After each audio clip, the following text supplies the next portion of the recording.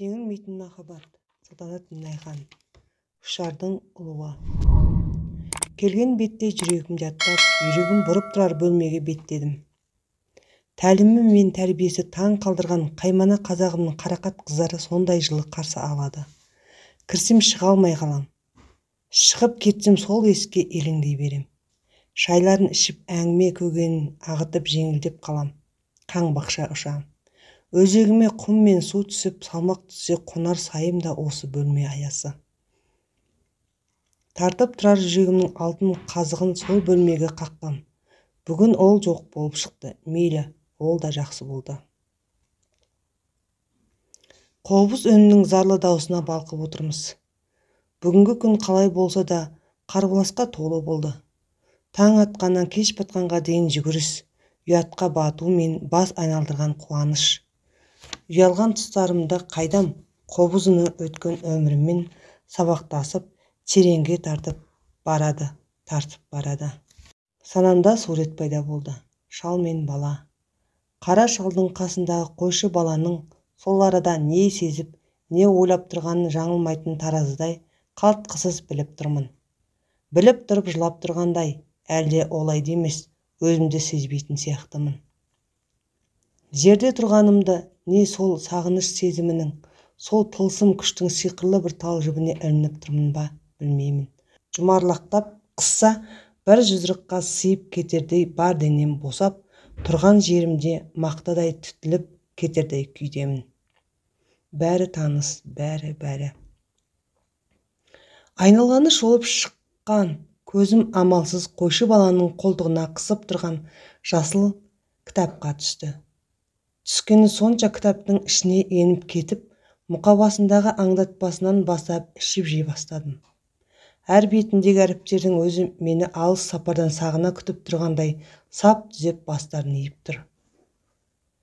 112-ші беттегі қою мұртымен жалғасқан дөңгелек сақалды Ыбырай Алтынсарин, 146-ші беттегі күмбез тақиялы Абай Құнанбаев, селдір жұқа мұртты Міржақып Дулатов сынды тұлғалар сол жасыл кітаптан алғаш көріп танысқан сәтте құшақтарына өзім еніп кетіп жатырмын.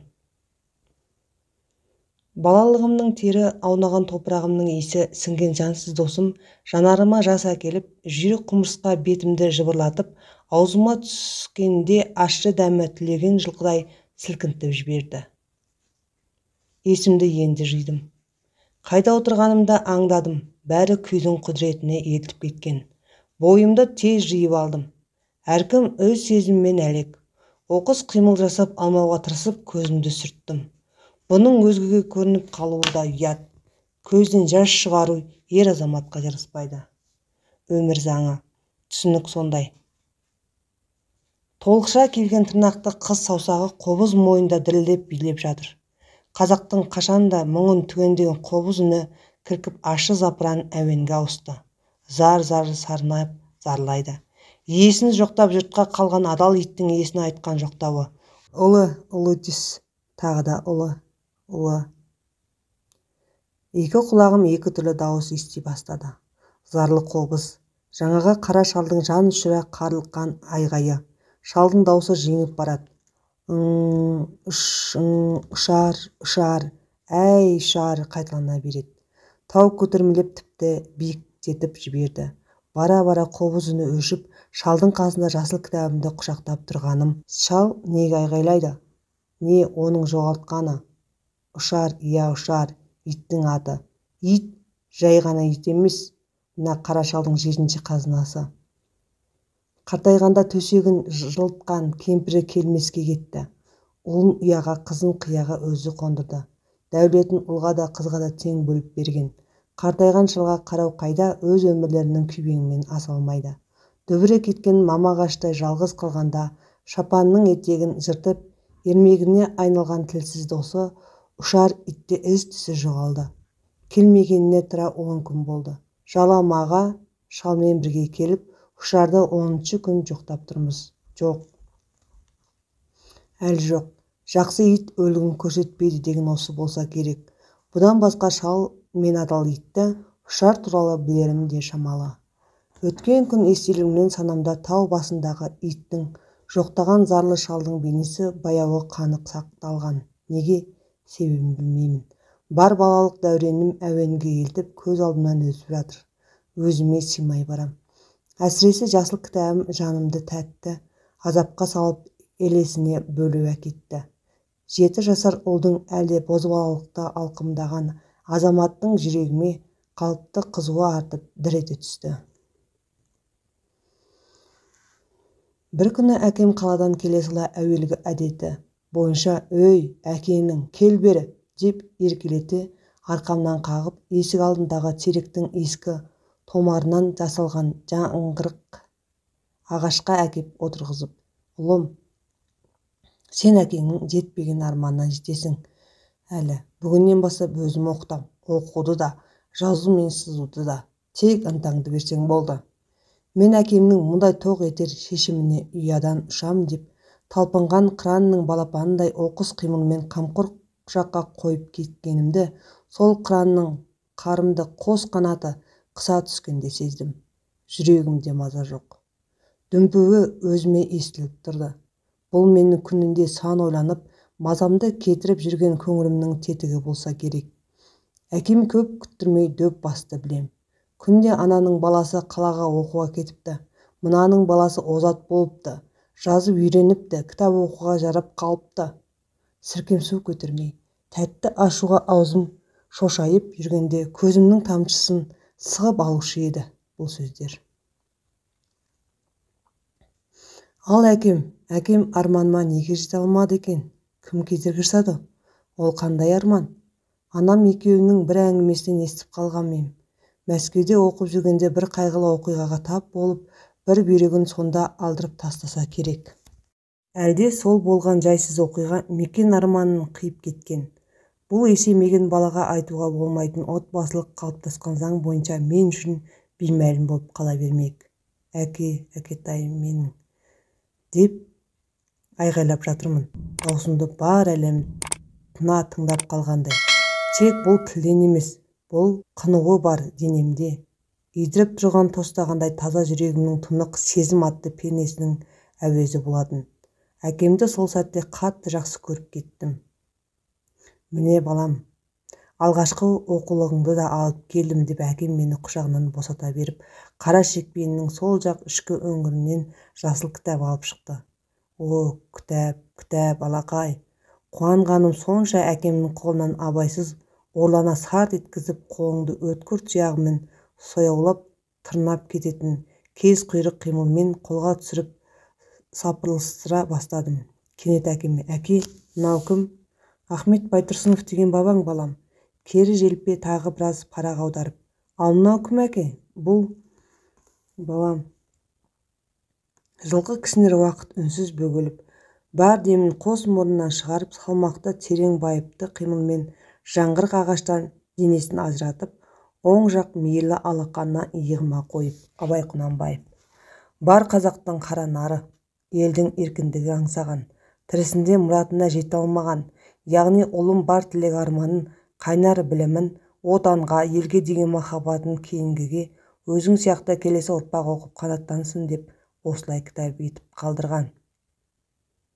Мен әкемнің көмейіне әкеп бүгіп қалған атылардай келіп күрмеліп қалған сөйлемнің небір қызық әңгімесінің астарын білгім келіп іште сақтап жүрдім. Бұл жабулы қазанның қақпағын кейін өзім ашып, қаныққанда бірақ байыбына жеттім. Әкем сөзін ары қарай жалғап: «Балам, сен менің өмірімнің жалғасы, кешегі ата-бабамыздың бар қасиетін бойыңа жиған санасы батыр ұлдардай мен үшін емес ел үшін өмір сүресің. Мына қолыңдағы кітаптың ішіндегі тұлғалардай тұғырлы сөз айта білетін азамат болуың керек. Білекті бірді, білімді мыңды жығады. Ерінбе, сонда еңбегің жанады. Бүгіннен бастап жаңа күннің баспалдағын басасың. Бағыңды ашса әлі ақ судай тасасың. Ұлым, өзіңе үлкен сенім артам» деп арқамнан қағып мейірлене күлгені әлі есімде. Есімде деймін, әркез босаңсып, нәпсінің тұзағынан шыға алмай сырылдағанда, тіпті аңдамай аңғалдығыммен арандалып басымды тау мен тасқа соққан кездерімде әкемнің 7 жасар ұлын жаңа баспалдаққа шығарар алдындағы өсиет сөзі жігерімді қамшылап арманыма асықтыратын арманнан жүйрік алдаспаным екені хақ. Өлгенше әлі талай шырмауды турап өтерім мен үшін аспандағы ай мен күндей анық нәрсе. Түн болып күйбең тірліктен орынға отырғанша қолымнан тастамай жасыл кітапты жанарыммен жалап жұқтадым. Көршіге де, маңайдағы оқу озаты болып жүргендерге де міне менің де кітабым бар дегендей ұшқалақ қағам. Бірақ мен оқи алмаймын ғой. Мүлдем, тым болмаса бір әріп. Тіпті кітабымның қалай аталатындай бейхабармын. Ал әкем неге айтпады? Осыдан оқып үйренейін. Жасыл кітаптың маңдайшасындағы қара бояуға малынған кереге жазу болсын бірінші оқылар сөз. Ол сәтте демігіп жақындады білем. Бойымда қобалжу бар. Әкем үлкен сенім артады. Арманымды алып, бала қиялсыз шексіз армандаса керек. Бір күн өмір парағын аяқтап дастарханға үйіріліп отырмыз. Қолғанаттыққа илігіп қалған аяулы қарындасым шамасынша тырбанып әкеме, екі інісіне алдымызға шай қойып жатыр. Түн жамылғысын оранған бөлмеге мұнара шыны құрсауында ескі май шам жарығын қажып әрең таратып тұр. Тек ардақты анам кешігіп жатыр. Азанда қалаға кеткен болатын. Анамды ерекше күтіп отырдым. Алқынып барам. Себебі де жасыл кітап. Тышқан аңдыған түлкіге ұқсап екі көзім есік жақта. Бір шай кесемізді төңкергенше көптен күткен есікте шыңғырып ашылып, сұңғақ бойлы анамды алыстап ішке енді. Менің қара шалым мен балапандарым қалай екен? Деп бізбен қоса шалым да еркелетеді. Мама келтіп құрақ ұштық. Бар көңілізбен еміне. Бәрінен бұрын анамның алдына барып үлгерген өзім әрине. Ардақты анам. Тұңғышын аймалап бетінен сүйіп, қалыпты әдетімнен желкемнен дем алмай иіскеп құшағына қысты. Әрқашан балапандарына иіп тұратын анамның теңеусіз иісіне мас болып қалғандай мүлгіп тұра бергім келеді. Анам тізесін жазып көтеріле беріп, аспақталып тұрған қолымдағы кітапты өзі бұрнаңдап, «О, менің сары ұлым оқуға ден қойған ба? Қара шал, бұл ісің дұрыс болған» деп қуанышын сақалсыз шалмен бөлісе сөзін сабақтап. Алла әке ұстаз бен балаң шәкіртке ілімнің асыл қасиетін берсін, иншалла, дейді ана жүрек. Мен анамнан кітабым үшін бірден көрімдік сұрай алмай қалғаныма бұртиып, кімді кінәлап тұрғанымды білмеймін.